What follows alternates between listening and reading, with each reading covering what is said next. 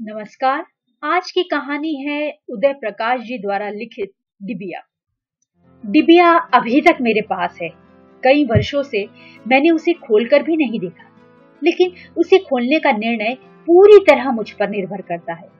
समाज या कोई दोस्त भी मुझ पर यह दबाव नहीं डाल सकता कि मैं उसका ढक्कन सिर्फ इसलिए खोल दूं कि इससे मेरी बातों के प्रति उसका विश्वास पैदा हो जाएगा। नहीं तो मैं कभी भी जीवन भर विश्वसनीयता नहीं हासिल कर सकूंगा। यानी अगर मुझे अपने अनुभव की सत्यता को प्रमाणित करना है तो मैं उन लोगों के सामने अपनी उस डिबिया का ढक्कन हटा दूं जो वरना मुझ पर विश्वास नहीं करते, मेरे अनुभव जिन्हें वरना अविश्वसनीय लगते हैं। लेकिन समस्या यह है कि यह कैसे पता चले कि उन लोगों का विश्वास हासिल करना मेरे लिए इस डिबिया को खोलने से जोखिम और दाव से ज्यादा मूल्यवान है। यह भी तो हो सकता है कि उन सबको मेरी बात के प्रमाणित हो जाने पर सिर्फ मेरे एक इस अनुभव पर विश्वास हो जाए, लेकिन दूसरे बाकी अनुभवों को वे फिर से अविश्वसनीय मानते रहें। ऐसे में तो अपनी बातों को उन तमाम लोगों के सामने प्रमाणित करते करते ही मैं बूढ़ा हो जाऊंगा, मर भी जाऊंगा, और तब भी मेरे बहुत से अनुभव अप्रमाणित ही रह आएंगे। यानी अंततः मैं उन लोगों के लिए अविश्वसनीय ही बना रहूंगा। फिर एक सबसे बड़ी समस्या तो यह है कि अपने दूसरे बाकी अनुभवों का प्रमाण देने के लिए मेरे पास दूसरी डिबिया भी नहीं है। मैं किस तरह से अपने जीवन की सत्यता को इतने सारे लोगों के लिए प्रमाणित करता रहूं? यही कारण है कि मैं उस डिब्बी का ढक्कन नहीं हटाता, अकेले में भी दूसरों के सामने भी, क्योंकि संदेह मुझे कभी कभी अपने ऊपर भी होता है। इतने वर्षों बाद मैं भी तो उस एक अनुभव के लिए एक दूसरा आदमी बन चुका हूँ। वह डिब्बी बचपन से मेरे पास है।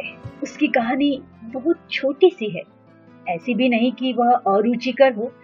तो था यह कि उस समय मेरी उम्र 8 साल की रही होगी। 7वें साल से दूधिया दांत टूटने लगते हैं, लेकिन तब तक दाढ़ में वे दांत नहीं उग पाते जिनसे अक्ल पैदा होती है। हमारा घर गांव में है। पहले मिट्टी का घर था, छप्पर खपड़ेल की होती थी, अभी भी खपड़ेल की ही होती है। गांव से लगा हुआ जंगल था। जंगल में लंगूर बहुत होते थे, बल्कि लंगूर शब्द मैंने काफी बाद में सीखा किताबों से। हम उन्हें काले मुंह का बंदर कहते थे। और कौवे बहुत होते थे। हमारी दादी खाना खाने के बाद दोपहर आंगन में कौवों को बुलाती थी खाना देने के लिए, तो वे पूरे आंगन में भर जाते थे। लंगूर और कौवे दोनों हमारे घर की छप्पर के दुश्मन थे। लंगूर छप्पर पर दौड़ते तो खपड़े फूट जाते। कौवे भी जगह जगह से खपड़ेलों को हटा देते थे। जहां जहां खपड़ेले फूट गई होती थी, वहां बरसात का पानी घर के अंदर टपकने लगता था। हम वहां खाली बाल्टी रख देते थे, लेकिन जब बारिश न होती तो उन छेदों से धूप कमरे के भीतर फर्श पर गिरती थी। फर्श पर धूप के वे गोल टुकड़े बहुत रहस्यमयपूर्ण आकर्षण और कुछ कुछ जीवित लगते थे। वे टुकड़े सूर्य के साथ साथ सरकते थे और उनका आकार भी बदलता जाता था। जिस टुकड़े को सुबह मैं किसी मछली के रूप में देख जाता था, दोपहर वह हाथी के रूप में होता या मुंह फाड़े हुए राक्षस की तरह। कभी कभी किरणों का कोण या सूर्य की स्थिति बदलने से कोई टुकड़ा अदृश्य भी हो जाता। देखते देखते वह छोटा होता जाता और फिर अंतर्धान हो जाता, अगले दिन ठीक उसी समय पर प्रकट होने के लिए। कभी कभी कमरे में कई ऐसे टुकड़े दिखने लगते हैं, फिर धीरे धीरे छोटे वाले टुकड़े सब गायब हो जाते और जो सबसे बड़ा होता वह सबसे देर तक दिखता।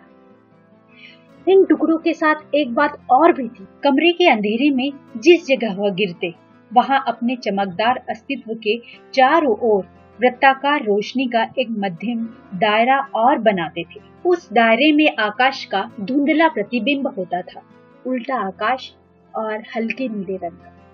चिड़िया कभी अगर ऊपर से जाती तो कमरे के अंदर उनकी उड़ती हुई परछाई गुजर जाती। रेंगते हुए बादल दिखते, कभी कभी ये बादल उस टुकड़े को ही ढक लेते। तब ऐसे में कुछ भी न बचता, न प्रतिबिंब न टुकड़ा। वे टुकड़े मुझे बहुत जीवित और जादुई लगते थे। मैं उन्हें अपने साथ वहां से दूसरी किसी जगह ले जाने के फेर में रहता। इतना तो निश्चित था कि इनमें जीवन था और उनके साथ मैं सिर्फ किसी पराये दर्शक जैसा संबंध नहीं रखना चाहता था। मैं उनके साथ इस पूरे दिन भर के खेल में शामिल होना चाहता था। मैं बहुत कोशिश करता, लेकिन वे अपनी जगह से कहीं नहीं जाते थे। जिस चीज को मैं उनके नीचे रखता, वे उसके ऊपर आ तो जाते थे, लेकिन उसे खींचते ही वे वहीं रह जाते। हथेली में वे रहते, लेकिन मुट्ठियां बांधते ही वे उंगलियों के ऊपर आ जाते और मेरा हाथ खाली ही लौट आता। कई बार हार कर गुस्से में मैं उन्हें जोरों से पीटता, लात मारता, लोहे से जमीन खोद डालता, लेकिन वे बिल्कुल अप्रभावित रहते थे। मेरे प्रति उनकी यह तटस्थता मेरे बर्दाश्त के बाहर थी। फिर उस दिन ऐसा हुआ, मैं अकेला था। यह रसोई थी। एक बड़ा सा सुंदर सा टुकड़ा वहां गिरा हुआ खेल रहा था। माँ खाना बनाकर कहीं चली गई थी। मैंने उस टुकड़े को खूब प्यार करने की कोशिश की, उसे चूमा। फिर मैंने भात और दाल निकालकर उसे दिया। रसोई में बेना रखा हुआ था। चूल्हे की आग को हवा करने के लिए उसी का इस्तेमाल होता है। मैंने बेने के ऊपर उस टुकड़े को रखा और उसे खींचा।